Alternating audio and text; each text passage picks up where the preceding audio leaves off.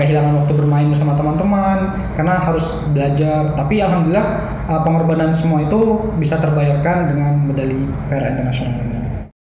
Geografi ini adalah ilmu yang bahasanya sangat luas. Di dalamnya tuh ada ekonomi, ada sosiologi, bahkan juga ada sejarah, ada matematika juga.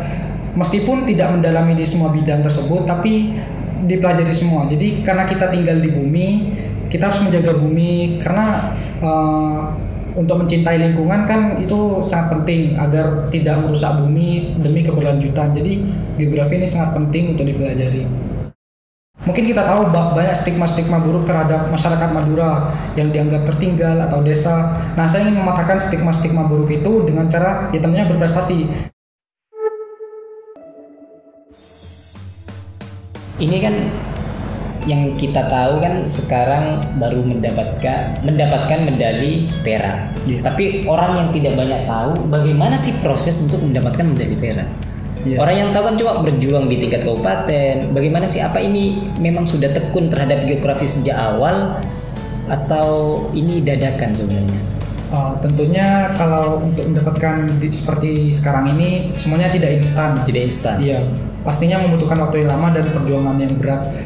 Kebetulan saya sendiri juga dari sejak SD sudah diarahkan oleh orang tua untuk mengembangkan bakat dan minat saya. Dan kebetulan bakat minat saya itu dulu sejak SD suka IPS. Jadi dari SD juga sering ikut lomba-lomba IPS, di SMP juga seperti itu. Nah, baru saat mau naik ke SMA karena sudah mulai penjurusan, jadi saya mulai memilih geografi sendiri. Dan ya seperti tadi tidak instan. Artinya untuk mendapatkan ini butuh pengorbanan yang besar. Karena untuk mendapatkan sesuatu yang besar harus mengorbankan yang lain. Dan saya juga kehilangan waktu bermain bersama teman-teman karena harus belajar. Tapi alhamdulillah pengorbanan semua itu bisa terbayarkan dengan medali perak internasional. Bisa terbayarkan. Itu perjuangan. Sejak kecil memang suka IPS. Apa sih, kenapa harus IPS? Ada kecenderungan apa sejak kecil sebenarnya? Dan kenapa juga harus geografi? Di IPS kan banyak, ada akuntansi, sosiologi, ada juga ekonomi, banyak cabang di ini. Kenapa juga harus geografi dan juga kenapa harus IPS? Ya, kalau di SD dulu, kenapa saya tidak milih matematika, IPA atau yang lain? Karena kalau dari matematika sendiri saya jujur sangat lemah matematika. Saya tidak suka hitung-hitungan. Kalau di IPA juga seperti itu karena ada fisika gitu kan. Saya masih lemah di situ. Dan alhamdulillah saat itu saya milih IPS karena menurut saya paling gampang lah ini. Paling gampang. Iya. Dan sesuai saya juga merasa enjoy di situ. Nah, kalau di geografi sendiri, karena geografi ini kan mempelajari tentang alam kan dan tentang manusia dan interaksinya begitu. Nah, kenapa saya suka geografi? Karena kebetulan di lingkungan rumah saya juga mempunyai lingkungan alam yang bagus lah. Jadi saya kayaknya bagus. Terus juga saya tertarik dari cerita dari kakek saya. Kebetulan kakek saya waktu itu menceritakan ke kakak saya Mas Andi tentang luban.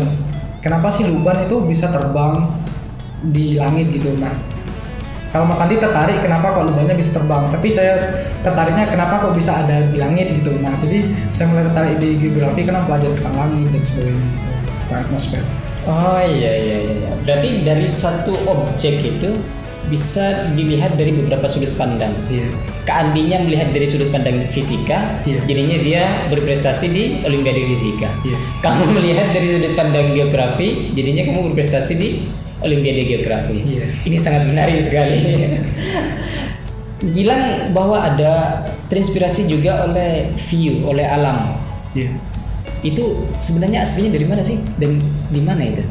Kalau saya sendiri dari sejak lahir orang tua sudah bertempat tinggal di Desa Plakpak, Dusun Bacempak.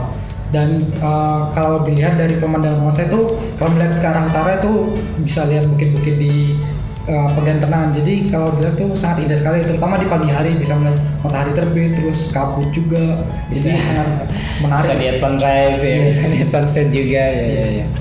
Berarti lingkungan juga mempengaruhi, memberikan inspirasi dan dorongan tersendiri untuk kecenderungan terhadap geografi. Ini ada satu pertanyaan juga. Apa sih yang bisa ditekuni untuk orang-orang yang belum bisa mencintai juga geografi? Kenapa juga harus mencintai geografi dan apa yang bisa dipelajari di geografi?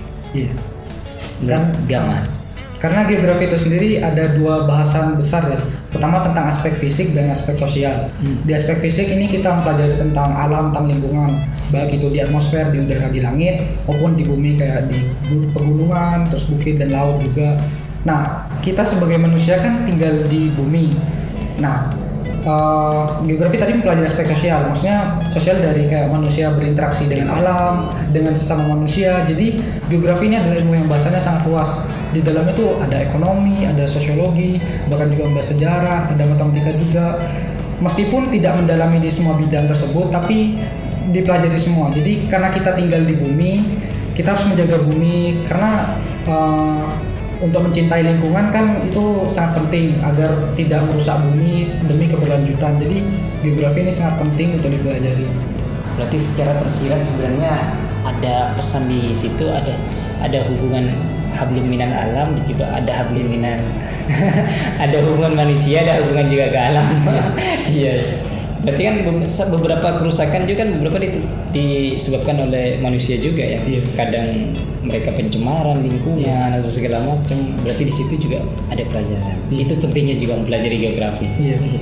Sebenarnya juga ada yang saya menarik. Asli Madura kan? Iya, orang tua juga asli Madura. Iya.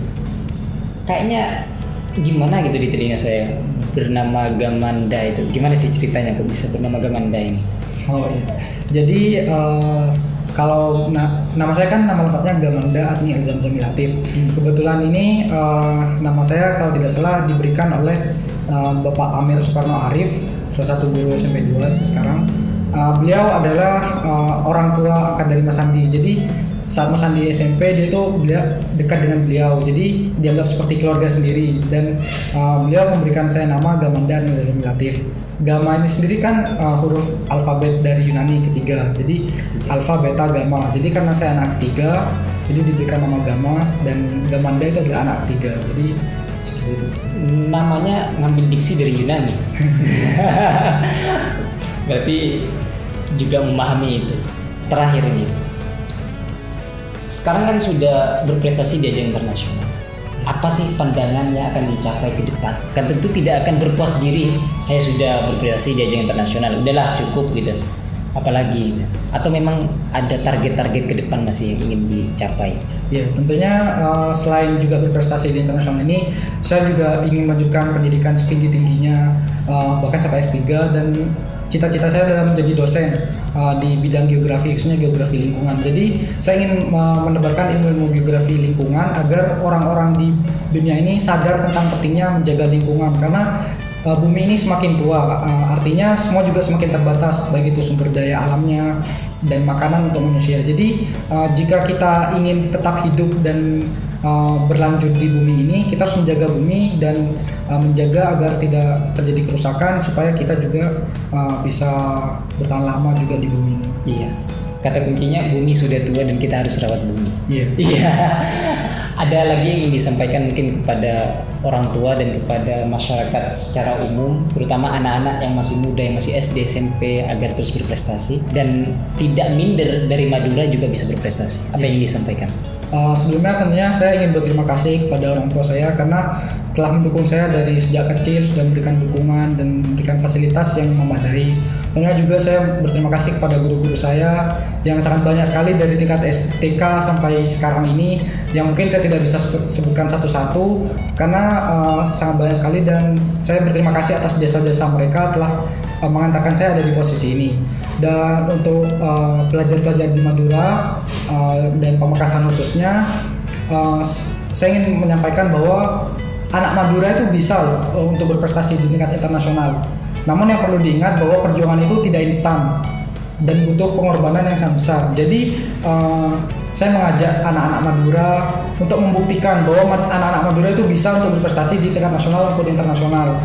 Dan mungkin kita tahu banyak stigma-stigma buruk terhadap masyarakat Madura yang dianggap tertinggal atau desa. Nah, saya ingin mematahkan stigma-stigma buruk itu dengan cara ya tentunya berprestasi. Namun tidak hanya di prestasi akademik, bisa juga di non-akademik. Karena untuk berprestasi itu sekali lagi tidak instan. Jadi dari sekarang harus benar-benar berusaha dan berjuang. Iya.